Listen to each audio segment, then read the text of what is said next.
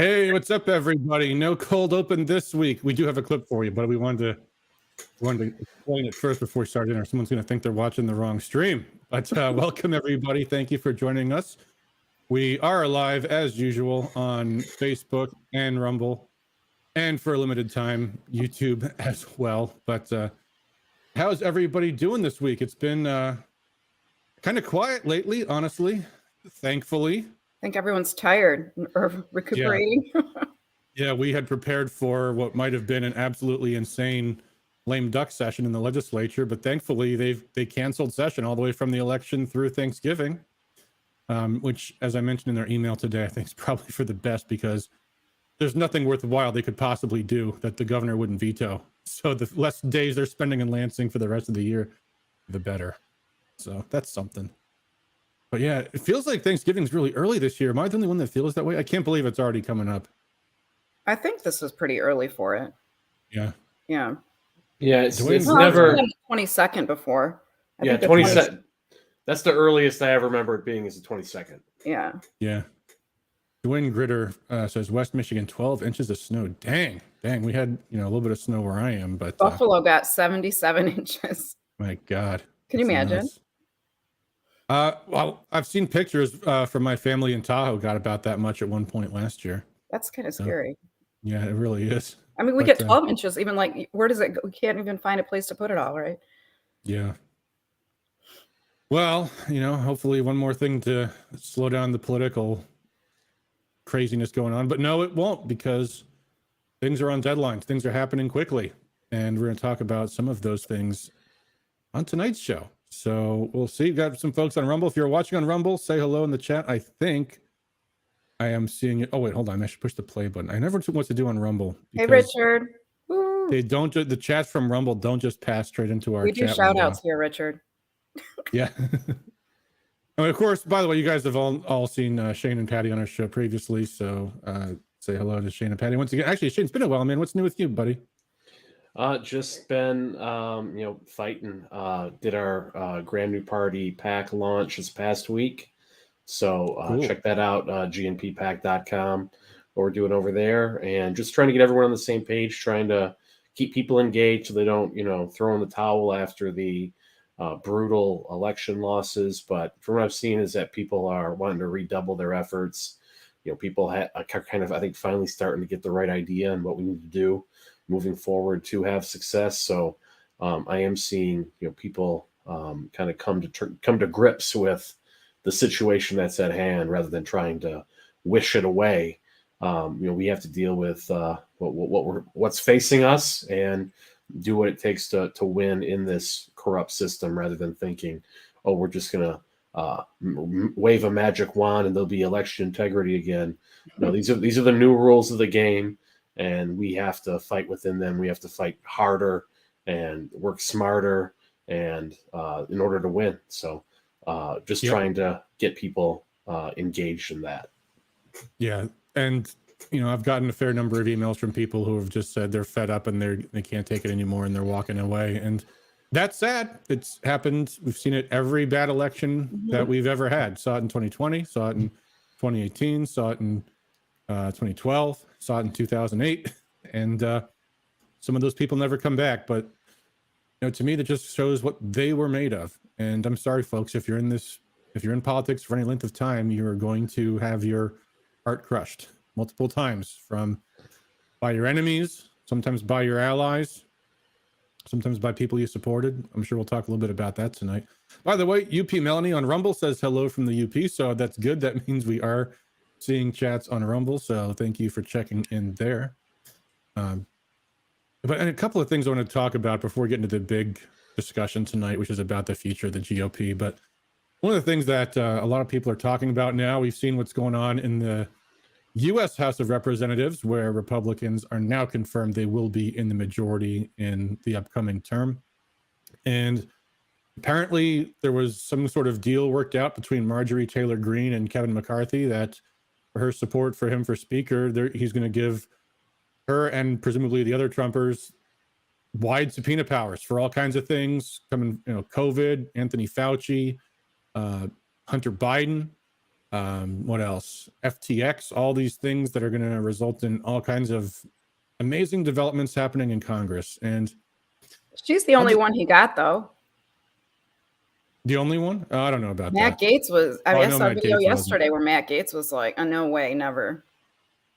Yeah. So, well, we'll see how that all shakes out. Yeah, we'll see who gets the $50. That's right.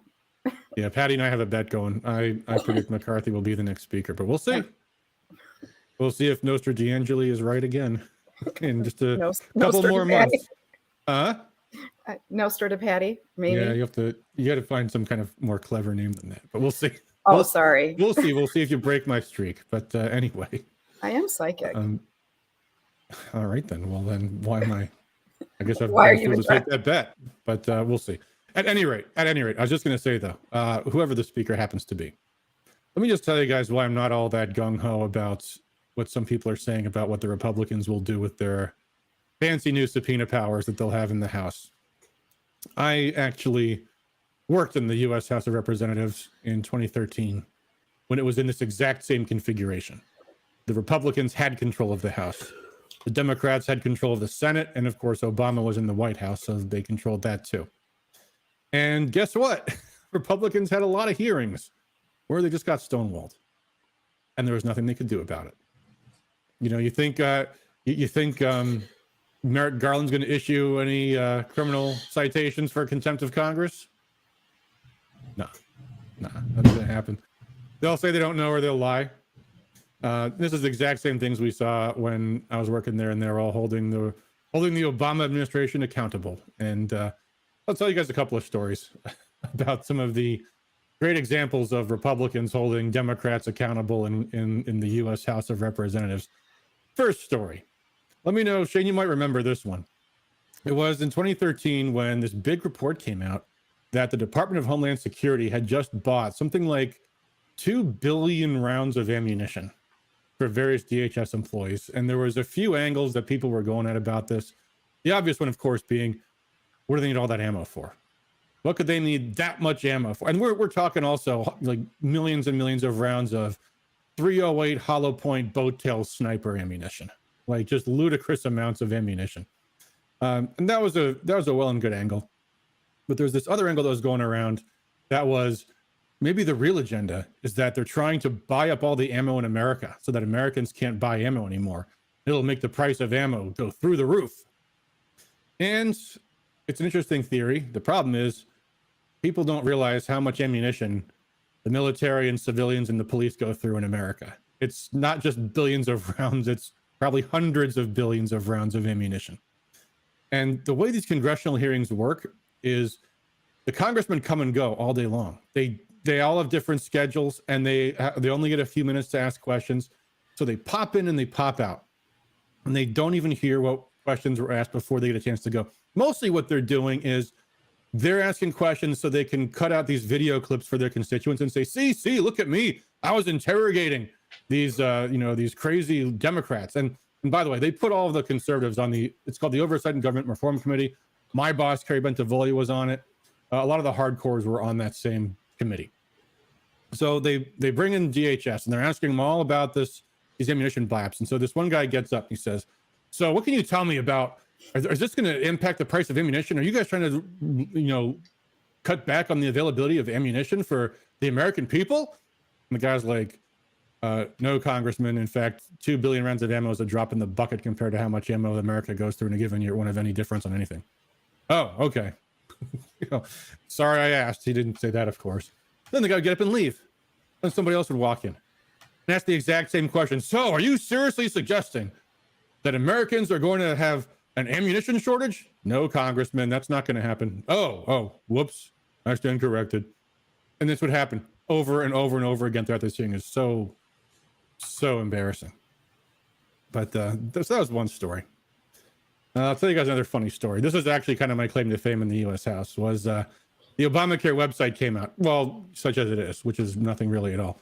The Obamacare website came out. The big story was website's broken. Website doesn't work. It's not going live. People can't get on. People can't get their Obamacare, blah, blah, blah. The untold story was the website was also completely unsecured. And it was talking to every other federal database out there. was talking to Medicare databases. It was talking to medical records. It was talking to state records. It was talking to immigration records. And hackers were coming in and saying, we don't even want to tell you how insecure this website is because they're going to accuse us of hacking into it and they're going to charge us with federal crimes. But let me tell you, this website's completely insecure. This would be beans for Russia to break into, for China to break into. They don't use, I mean, just to throw out some technical terms here, it's vulnerable to injection attacks. It's vulnerable to brute force attacks. It's vulnerable to everything. And so what we did in our office was write a bill to have a whole full-scale audit of the Obamacare website. And I sent out all these memos to all these other Republican congressmen. You guys got to get on this. This is the biggest scandal Democrats have ever seen because it's all Obama's agencies that built this damn thing. And my God, if people realized that all their medical records were compromised to foreign countries, that's huge. So we did this whole bill. We're going to have the Government Accountability Office audit the website and all this stuff. And so we had some hearings on it. And then we started hearing from the committee chair. The policy staff has a really good idea for how this bill should go forward. You see, we've talked to the GAO and they don't really want to do an audit. They say they don't really have the manpower to. I said, get them the manpower to. They're one of the only federal agencies worth anything. That's the investigative arm of Congress. That's the agency that's supposed to investigate the executive branch. Well, they don't really want to do that. But what they say is if we change the bill so that it's not GAO doing it, but it's an executive branch agency, then the Democrats will get on board with it. Like, that's freaking crazy. That's the fox guarding the hen house. It'll be a whitewash. They won't tell you anything. Well, that's what the chair wants to do. That's what the speaker wants to do. Oh, well, then our bill is worthless then. That's about the time I left Congress. Long story short, they neutered the bill. They got the Democrat ranking member on board, passed the House, died in the Senate. American people never even heard the story. On a scandal that could have shocked the American public if they'd really put their bully pulpit to work as the majority in the House, and nothing ever came of that. So, well, you have to remember that when Obamacare originally got started, in its initial form, it was a policy white paper put out by the Conservative Heritage Foundation. How we would use market principles to force people to buy health care. So the Republicans, the ones who, the vast majority of them who are, bought off by these big health insurance lobbies, they secretly wanted Obamacare, so they didn't want to put up anything that might sabotage it, even if it would hurt Obama and hurt the Democrats. It's the whole uniparty thing, coming into focus again. And now the new House majority says that they're going to investigate Hunter Biden and they're going to turn over every rock to figure out what Hunter Biden's doing. But we already know what Hunter Biden's doing. It involves cocaine. It involves prostitutes. It involves payoffs in foreign countries. We already know everything that he's doing. So what are they going to do? They're going to rehash that a little bit, beg for, you'll get $1 million. Oh, did you see what whatever House Republican Crenshaw said to Hunter Biden's lawyer today? Give us money. You get 1 million emails and text messages about that.